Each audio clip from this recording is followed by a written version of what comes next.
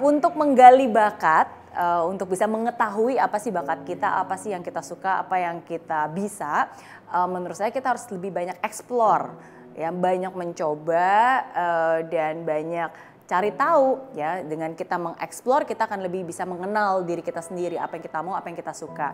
Nah, tapi untuk bisa mengasah, menurut saya satu, yaitu effort, kerja keras atau effort.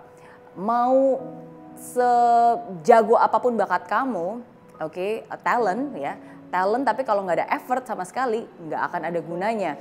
Oke, justru talent dikali effort itu sama dengan skill. Jadi kalau kita sudah tahu apa bakat kita effort berarti kita usaha, kita asah, kita latih terus, akhirnya bakat itu menjadi sebuah keahlian.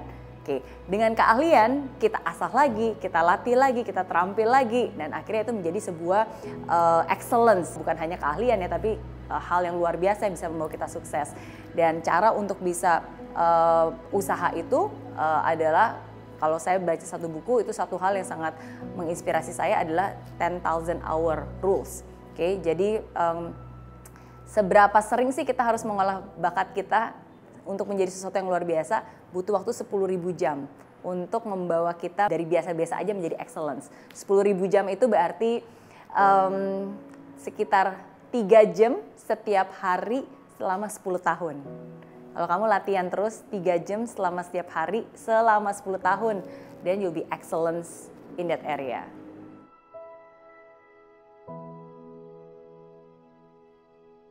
Gara-gara krisis tahun 98, gara-gara ada kerusuhan di 98, akhirnya orang tua saya mengirimkan saya ke luar negeri untuk belajar, dan Singapura satu-satunya pilihan karena pada saat itu pemerintah Singapura mengulurkan bantuan kepada beberapa pelajar di Jakarta, ya, dan karena nilai saya cukup baik, jadi saya diterima di salah satu universitas di Singapura. Jadi terpaksa dalam sekejap saya harus berada di lingkungan yang sangat berbeda, dengan culture yang sangat berbeda, sendiri tanpa siapa-siapa. Itu pasti tidak mudah. Nah, ada banyak keadaan yang pasti itu di luar ekspektasi dan di luar dugaan saya. Tapi saya sadar akan satu hal. Di saat kita tidak bisa mengubah keadaan, mungkin disitulah kita ditantang untuk mengubah diri kita sendiri. Dan disitulah saya sadar. Ada banyak hal di hidup saya, mungkin saya nggak punya kekuatan untuk mengubah. Saya nggak punya kekuatan untuk mengubah keadaan finansial keluarga, perekonomian Indonesia, ya, keadaan yang sulit pada saat itu. Banyak keadaan yang tidak bisa dirubah, tapi saya tahu saya harus bisa mengubah cara pandang saya, cara berpikir saya terhadap lingkungan saya. Dan disitulah akhirnya saya mulai belajar untuk beradaptasi terhadap situasi.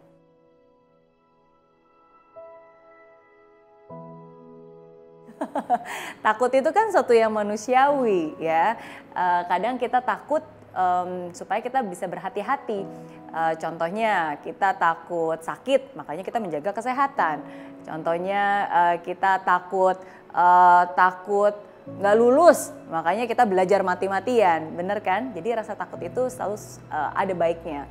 Dan kalau saya bisa bilang satu hal yang paling saya takuti dalam hidup sebenarnya bukan takut akan kematian, ya, karena banyak orang pasti bilang wah takut akan kematian. Tapi bagi saya bukan takut akan kematian, tapi saya takut akan hidup yang saya sia-siakan. Itu sih ketakutan terbesar saya. Karena saya ingin suatu saat nanti ketika saya sudah dipanggil dengan yang di atas, ya saya berharap saya bisa mempertanggungjawabkan apa yang saya lakukan di sini. Saya berharap nilai rapor saya cukup gitu untuk membuat saya lulus. Dan itu yang sulit karena kan sekarang kita nggak tahu nih nilai rapot kita di hidup ini seperti apa. Tiba-tiba aja nanti terakhir kan. Cuma ya itu sih yang saya harapkan, untuk selalu memberikan yang terbaik dan tidak menyia-nyiakan kehidupan yang Tuhan berikan kepada saya sampai detik ini.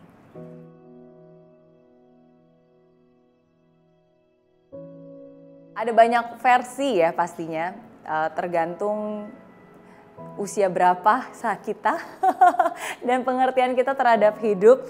Tapi setelah melalui begitu banyak jatuh bangun, akhirnya saya menyimpulkan bahwa sukses itu bukan ditentukan dari berapa banyak uangnya, berapa besar rumahnya, berapa bagus mobilnya, berapa banyak followernya, sama sekali enggak. Tapi kesuksesan seseorang itu dinilai dari berapa banyak dampak positif yang sudah dia berikan bagi orang-orang sekitarnya. Bukan apa yang kita miliki, tapi apa yang kita lakukan dengan apa yang kita miliki untuk orang-orang di sekitar kita. Dan menurut saya itu sih yang paling penting. Ketika kita bisa menjadi manfaat, dampak, dan bermakna bagi orang-orang di sekitar kita, itu baru orang sukses.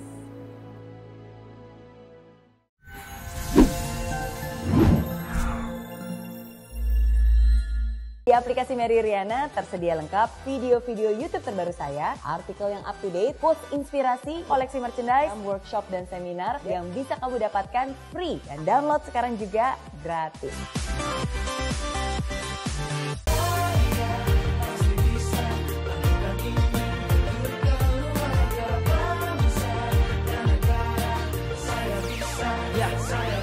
Laksana bumi tanpa hujan, hidup tanpa tujuan, kering dan mati tanpa hijaunya tumbuhan. Demikian kalau mimpi tak kunjung terjadi.